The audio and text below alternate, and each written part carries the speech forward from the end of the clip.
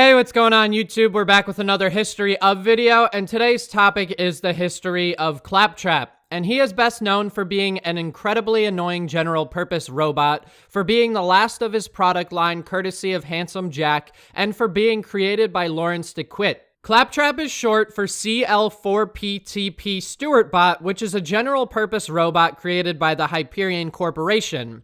A man by the name of Lawrence DeQuitt created this prototype for the Claptrap robots, but spent his dying days trying to fix the personality flaws in his creations. Unfortunately, he passed away before he could achieve this. His robots are known for their qualities, which are their over-the-top personalities and gleeful speech, even though they often express loneliness, pain, and fear. Listen to this quote from Claptrap. Sorry about the mess. Everything Jack kills, he dumps here. Bandits, vault hunters, Claptrap units.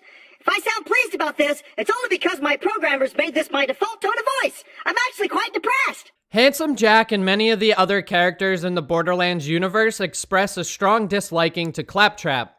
As seen at the end of the Claptastic Voyage DLC, Wilhelm, Jack, and Nisha are all laughing as the Claptrap line of robots are being destroyed after Handsome Jack and the Vault Hunters acquire the H-Source. Jack personally shoots Claptrap, but he didn't manage to damage him enough to destroy Claptrap. The DLC ends with Sir Hammerlock finding and repairing Claptrap, and we all know how Hammerlock feels about Claptrap these days, and he says that he can feel his brain cells committing suicide when Claptrap speaks. Claptrap has been very involved in the games, and he makes appearances in every Borderlands game to date. The Vault Hunters rescue him as requested by Angel in the mission Claptrap Rescue in Borderlands 1. He's the first character we meet in Borderlands 2 when the Vault Hunter's body was dumped in Windshear Waste. He was a playable character in the pre-sequel, and he was the secret Vault Hunter in Tales from the Borderlands. At some point prior to the start of the pre-sequel, Claptrap mentions that he had been programmed to become an assassin in the DLC Claptrap's New Robot Revolution,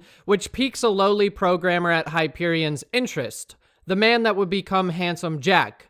The best part about Jack's upgrades are the fact that he made Claptrap be able to climb stairs along with a full range of combat programming, but he could no longer open doors. When Jack shot Claptrap, he also took the stair climbing wheel, and that's why Claptrap cannot climb stairs in Borderlands 2, because he had been repaired back to a standard version of a CL4P TP Stewart bot. Fast forward to Borderlands 2, and Claptrap is the last of his product line left thanks to Sir Hammerlock's repairs. Claptrap has vowed revenge on Hyperion and Handsome Jack for what he did to his product line. This isn't the first time that Claptrap has wanted revenge for things that have happened to his product line either.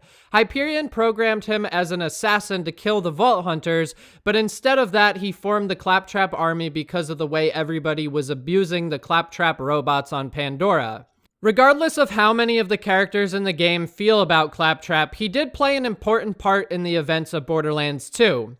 Claptrap was responsible for educating the Vault Hunter in the beginning of the game about the situation, and he was able to take down the death wall, stopping the Vault Hunters from getting up to the bunker by utilizing the software upgrade.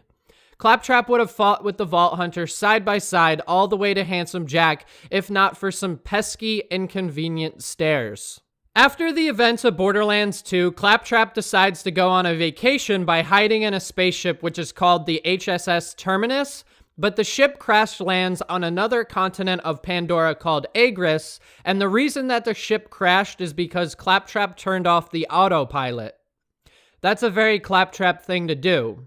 He also manages to get a group of the natives on Agris to worship him for whatever reason, but he quickly ruins that by insulting Handsome Jack, which pisses them off. The one thing that I will mention is that by doing what he did during the Hammerlock DLC, he allowed the Vault Hunters to encounter Nakayama and destroy the Handsome Jack DNA samples so that they couldn't be cloned. If Nakayama never died, then he may have been able to successfully clone Jack. Now, Claptrap expresses jealousy during the pre-sequel towards the other Claptrap bots because they don't have to fight, but instead they can just hang out and open doors, which he cannot do anymore. Additionally, Claptrap's full name is Claptrap P. Claptrappington. Alright guys, so that was the history of Claptrap. If you guys enjoyed, go ahead and leave a like. If you got something to add, go ahead and drop a comment. And if you guys are into Borderlands, I do a lot of content. I do these history of videos, I do theory videos, I do head-to-head videos, I do a lot of stuff, so consider subscribing.